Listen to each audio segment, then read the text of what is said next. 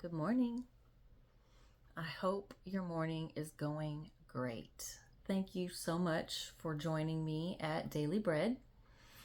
I am so thankful that you are here today, and I am really ready to get into this reading. So, today we are going to start with week 1, day 1, and it's going to start in Genesis. And remember, I am reading from the 1 Year Bible Premium Slimline Edition, the New International Version. That's going to be the Bible that we'll be using. And today is week 1, day 1. And we're starting with Genesis. In the beginning, God created the heavens and the earth. Now the earth was formless and empty. Darkness was over the surface of the deep, and the Spirit of God was hovering over the waters. And God said, "Let there be light." And there was light. God saw that the light was good, and he separated the light from the darkness. God called the light day, and the darkness he called night. And there was evening, and there was morning the first day. And God said, "Let there be an expanse between the waters to separate water from water." So God made the expanse and separated the water under the expanse from the water above it. And it was so. God called the expanse sky.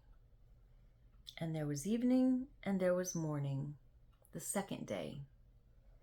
And God said, "Let the water under the sky be gathered to one place, and let dry ground appear." And it was so. God called the dry ground land, and the gathered waters he called seas. And God saw that it was good. Then God said, "Let the land produce vegetation, seed-bearing plants, and trees on the land that bear fruit with seed in it, according to their various kinds." And it was so. The land produced vegetation, plants bearing seed according to their kinds, and trees bearing fruit with seed in it according to their kinds. And God saw that it was good. And there was evening, and there was morning, the third day. And God said, "Let there be lights in the expanse of the sky to separate the day from the night, and let them serve as signs to mark seasons and days and years. And let them be lights in the expanse of the sky to give light on the earth." And it was so. God made 2 great lights, the great light to govern the day, and the lesser light to govern the night. He also made the stars. God set them in the expanse of the sky to give light on the earth, to govern the day and the night, and to separate light from darkness. And God saw that it was good. And there was evening, and there was morning, the fourth day. And God said, "Let the water teem with living creatures, and let birds fly above the earth across the expanse of the sky." So God created the great creatures of the sea, and every living and moving thing with which the water teems, according to their kinds, and every winged bird according to its kind. And God saw that it was good. God blessed them and said, "Be fruitful and increase in number, and fill the water in the seas, and let the birds increase on the earth." And there was evening, and there was morning, the fifth day. And God said, "Let the land produce living creatures according to their kinds, livestock, creatures that move along the ground, and wild animals, each according to its kind." And it was so. God made the wild animals according to their kinds, the livestock according to their kinds, and all the creatures that move along the ground according to their kinds. And God saw that it was good. Then God said, "Let us make man in our image, in our likeness, and let them rule over the fish of the sea and the birds of the air, over the livestock, over all the earth, and over all the creatures that move along the ground. So God created man in his own image. An image of God he created him. Male and female he created them. God blessed them and said to them, "Be fruitful and increase in number. Fill the earth and subdue it. Rule over the fish of the sea and the birds of the air and over every living creature that moves on the ground." Then God said, "I give you every seed-bearing plant on the face of the whole earth and every tree that has fruit with seed in it. They will be yours for food. And to all the beasts of the earth and all the birds of the air and all the creatures that move on the ground, everything that has the breath of life in it, I give every green plant for food." And it was so. God saw all that he had made, and it was very good. And there was evening, and there was morning, the sixth day. Thus the heavens and the earth were completed in all their vast array. By the seventh day, God had finished the work he had been doing. So on the seventh day, he rested from all his work. And God blessed the seventh day and made it holy, because on it he rested from all the work of creating that he had done. This is the account of the heavens and the earth when they were created. When the Lord God made the earth and the heavens, and no shrub of the field had yet appeared on the earth, and no plant of the field had yet sprung up, for the Lord God had not sent rain on the earth, and there was no man to work the ground, but streams came up from the earth and watered the whole surface of the ground. The Lord God formed the man from the dust of the ground and breathed into his nostrils the breath of life, and the man became a living being. Now the Lord God had planted a garden in the east in Eden, and there he put the man he had formed. And the Lord God made all kinds of trees grow out of the ground, trees that were pleasing to the eye and good for food. In the middle of the garden were the tree of life and the tree of the knowledge of good and evil. A river watering the garden flowed from Eden. From there it was separated into 4 headwaters. The name of the first is Pishon, and it winds through the entire land of Havilah, where there is gold.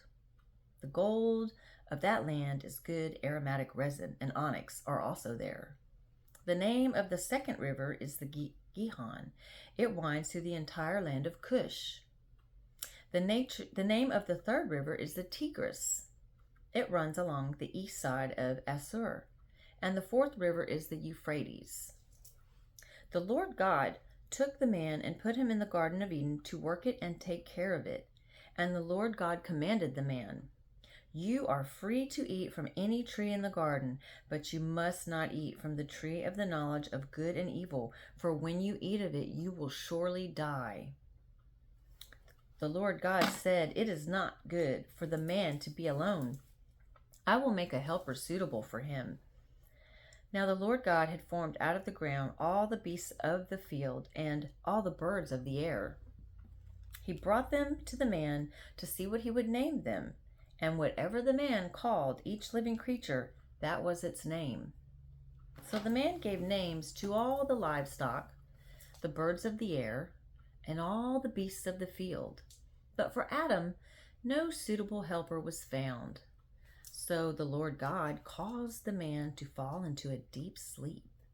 And while he was sleeping, he took one of the man's ribs and closed up the place with flesh. Then the Lord God made a woman from the rib he had taken out of the man, and he brought her to the man. The man said, "This is now bone of my bones and flesh of my flesh. She shall be called woman, for she was taken out of man. For this reason, a man will leave his father and mother and be united to his wife, and they will become one flesh." The man and his wife were both naked, and they felt no shame. Matthew chapters 1 through 2. A record of the genealogy of Jesus Christ, the son of David, the son of Abraham. Abraham was the father of Isaac, Isaac the father of Jacob, Jacob the father of Judah and his brothers, Judah the father of Perez, and Zerah, whose mother was Tamar. Perez the father of Hezron, Hezron the father of Ram, Ram the father of Amminadab, Amminadab the father of Nahshon, Nahshon the father of Salmon, Salmon the father of Boaz, whose mother was Rahab, Boaz the father of Obed, whose mother was Ruth, Obed the father of Jesse, and Jesse the father of King David. David was the father of Solomon, whose mother had been Uriah's wife. Solomon the father of Rehoboam, Rehoboam the father of Abijah, Abijah the father of Asa, Asa the father of Jehoshaphat, Jehoshaphat the father of Jehoram, Jehoram the father of Uzziah, Uzziah the father of Jotham,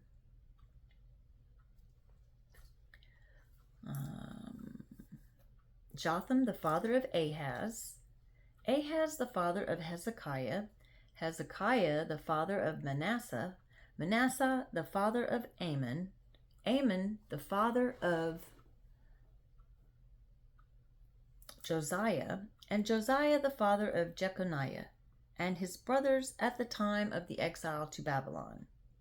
After the exile to Babylon, Jeconiah was the father of Shealtiel, Shealtiel the father of Zerubbabel, Zerubbabel the father of Abiud, Abiud the father of Elakim, Elakim the father of Azor, Azor the father of Zadok, Zadok the father of Akim, Akim the father of Eliud, Eliud the father of Eleazar, Eleazar the father of Mathan, Mathan the father of Jacob, and Jacob the father of Joseph, the husband of Mary, of whom was born Jesus, who is called Christ.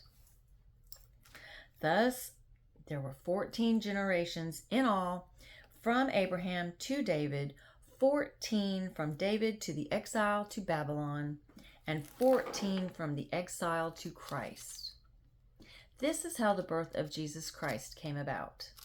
His mother Mary was pledged to be married to Joseph, but before they came together, she was found to be with child through the Holy Spirit. Because Joseph was her husband, was a righteous man, and did not want to expose her to public disgrace, he had in mind to divorce her quietly. But after he had considered this, an angel of the Lord appeared to him in a dream and said, Joseph, son of David, do not be afraid to take Mary home as your wife, because what is conceived in her is from the Holy Spirit. She will give birth to a son, and you are to give him the name Jesus, because he will save his people from their sins. All this took place to fulfill what the Lord had said through the prophet. The virgin will be with child and will give birth to a son, and they will call him Emmanuel, which means God is with us. When Joseph woke up, he did what the angel of the Lord had commanded him and took Mary home as his wife. But he had no union with her until she gave birth to a son, and he gave him the name Jesus. After Jesus was born in Bethlehem in Judea during the time of King Herod, Magi from the east came to Jerusalem and asked, Where is the one who has been born King of the Jews? We saw his star in the east and have come to worship him. When King Herod heard this, he was disturbed, and all Jerusalem with him. When he had called together all the people's chief priests and teachers of the law, he asked them where the Christ was to be born. In Bethlehem, in Judea, they replied, for this is what the prophet has written.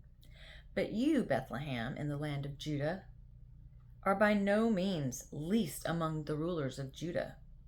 For out of you will come a ruler who will be the shepherd of my people Israel. Then Herod called the Magi secretly and found out from them the exact time the star had appeared. He sent them to Bethlehem and said, Go and make a careful search for the child. As soon as you find him, report to me, so that I too may go and worship him. After they had heard the king, they went on their way, and the star they had seen in the east went ahead of them until it stopped over the place where the child was. When they saw the star, they were overjoyed. On coming to the house, they saw the child with his mother Mary, and they bowed down and worshipped him. Then they opened their treasures and presented him with gifts of gold and of incense and of myrrh. And having been warned in a dream not to go back to Herod, they returned to their country by another route. Psalm chapter 1. Blessed is the man who does not walk in the counsel of the wicked, or stand in the way of sinners, or sit in the seat of mockers. But his delight is in the law of the Lord, and on his law he meditates day and night. He is like a tree planted by streams of water, which yields its fruit in season, and whose leaf does not wither. Whatever he does prospers. Not so the wicked. They are like chaff that the wind blows away. Therefore the wicked will not stand in the judgment, nor sinners in the assembly of the righteous. For the Lord watches over the way of the righteous, but the way of the wicked will perish. Proverbs chapter 1. The Proverbs of Solomon, son of David, king of Israel. For attaining wisdom and discipline, for understanding words of insight, for acquiring a disciplined and prudent life, doing what is right and just and fair, for giving prudence to the simple, knowledge and discretion to the young. Let the wise listen and add to their learning, and let the discerning get guidance, for understanding proverbs and parables, the sayings and riddles of the wise. Well, I hope you enjoyed that, and I'm going to end this in prayer. Lord, we just humbly come before you, and we just want to thank you for giving us your word, and we just ask that you continue to bless us, and you put godly people in our paths, and that we are able to show who you are through our actions and our words and our deeds. And we just want people to see Christ in us. We want to be the salt of the earth. Just fill us with the Holy Spirit and give us the strength that we need in order to get through each day and to be good examples and to honor you. We ask these things in Jesus' name. Amen. Hope you have a great day.